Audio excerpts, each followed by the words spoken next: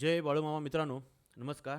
आपण एक महत्त्वाच्या विषयावर आता व्हिडिओ करतो आहे, डिस्कशन करतो आहे म्हणा, की ह्या ट्रेडिंगमध्ये मूळतः म्हणजे फॉरेक्स मार्केट आणि क्रिप्टो मार्केट, जे फॉरेक्स मार्केट आणि क्रिप्टो मार्केट करतात त्यांसाठी सगळ्यात महत्त्वाचा प्रश्न असा आहे की बँक अकाउंट फ्रीज होणं, पी टू पीमध्ये होणारा स्कॅम, त्यानंतर लीगल इलिगल, पेआउट घेताना आणि जे कोण फंडेड अकाउंटमध्ये काम करतात त्यांना पेआउट घेताना कसे घेतले पाहिजेत, फंडेड अकाउंट घेत असताना कोणती मेथड वापरली पाहिजे, कोणती मेथड सेफ आहे.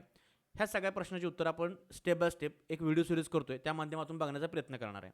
आणि हे करत असताना एक गोष्ट लक्षात ठेवा, जर तुम्हाला आणि कुठल्या शंका असतील किंवा काय डाऊट असतील तर तुम्ही कमेंट बॉक्समध्ये कमेंट करू शकताय. त्यात देखील मी अभ्यास करून तुमच्या पुढे मांडण्याचा प्रयत्न करेन. आता मला सगळं 100% माहीत असेल का असं काही नाही आहे, पण मला जितकं जमते, मला जितकं माहिती आहे, जितकं मला कळलं की हे एक सेफ मार्ग आहेत, अशा पद्धतीने काम होऊ शकते, ते मी तुमच्याशी डिस्कस करतोय. तुम्हाला कदाचित काय वेगळं माहीत असेल तर ते पण कमेंट बॉक्समध्ये कमेंट करा. आपण त्याच्यात देखील मार्क काढण्याचा किंवा ते लोकांपर्यंत पोहोचण्याचा प्रयत्न करू. कारण काय झालं, हे इतकी भीती वाढली ह्या प्रकरणाची किंवा ह्या विषयाची, की लोकं भीत आहेत की काय करायचं, नेमकं कसं करायचं. आणि या भीतीचा पैसा बरेच जण तयार करत आहेत आता. म्हणजे भीत दाखवायची किंवा त्या भीतीचा पैशामध्ये रूपांतर करण्याचा प्रयत्न करतात. तर आपण काय करूया, एक यातून चांगले मार्ग शोधण्याचा प्रयत्न करूया.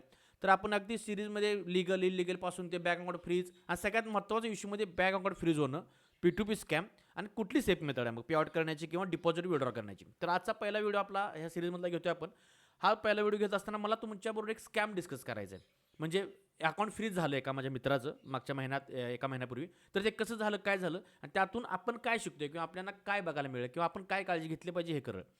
तर सगळ्यात आधी एक गोष्ट पक्की लक्षात ठेवा, की अकाउंट फ्रीज होण्यासाठी, बँक अकाउंट फ्रीज होण्यासाठी तुम्ही ट्रेडिंगच केलं पाहिजे असं काय पर्याय, असं काय त्याचं हे नाही आहे. जे कोण अजिबात ट्रेडिंग करत नाहीत त्यांची सुद्धा बँक अकाउंट आता काय होताना दिसतात, आपल्याला फ्रीज होताना दिसतात. बरीच जण असे आहेत. मग बँक अकाउंट फ्रीज का होत आहेत?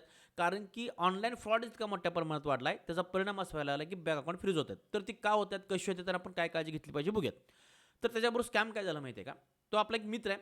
तो मित्रानं त्याचा ट्रान्सपोर्टचा व्यवसाय आहे.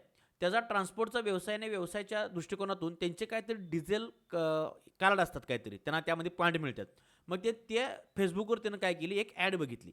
फेसबुकवर तिने ॲड बघितली आणि त्या ॲडमध्ये जे काय हे होतं ते त्यानं ते लिंकवरती क्लिक केलं आणि ती जी लिंक आहे ती APK फाईल होती आणि ती APK फाईल असल्यामुळे ती डाउनलोड झाली.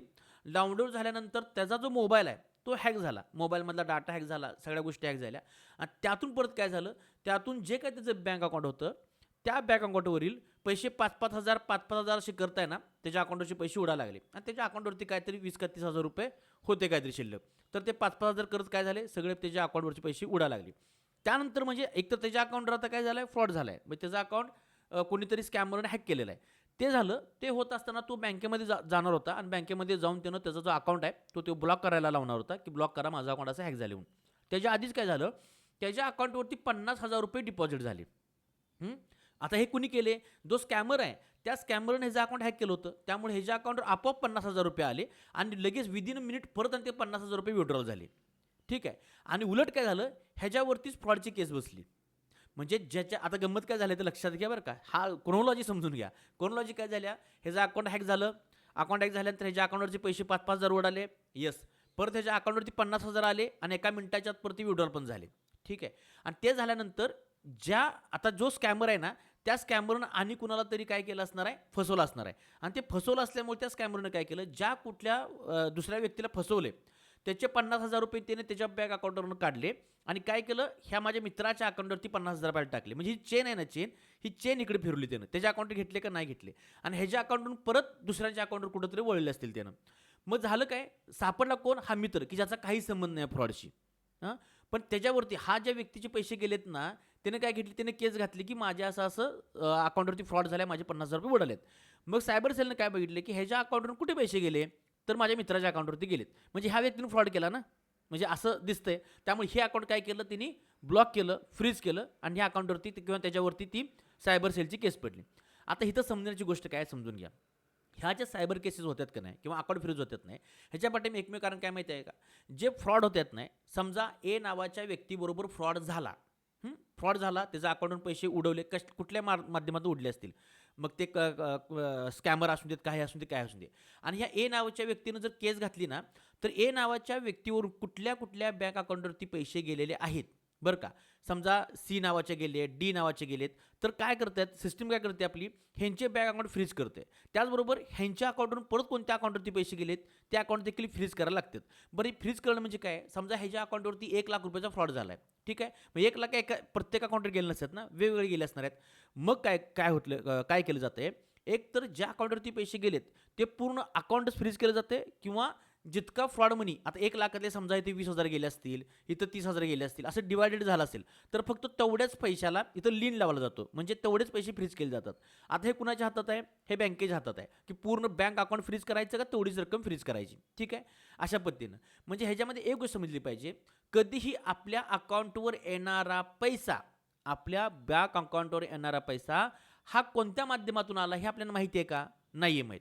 समजा आपण एकमेकाला ओळखतो, मित्र ओळखतो, पाहुणे ओळखतो, त्यांच्या अकाउंटवरून आला तर आपल्याला माहिती आहे हा व्यक्ती काय करतोय, कसं आहे, त्यामुळे तिथं आपण सेफ असू शकतो. पण त्या पाहुण्याच्या किंवा मित्राच्या अकाउंटवरती जो पैसा आहे तो कुठल्या माध्यमातून आला आहे ते माहिती आहे का आपल्याला, नाही आहे.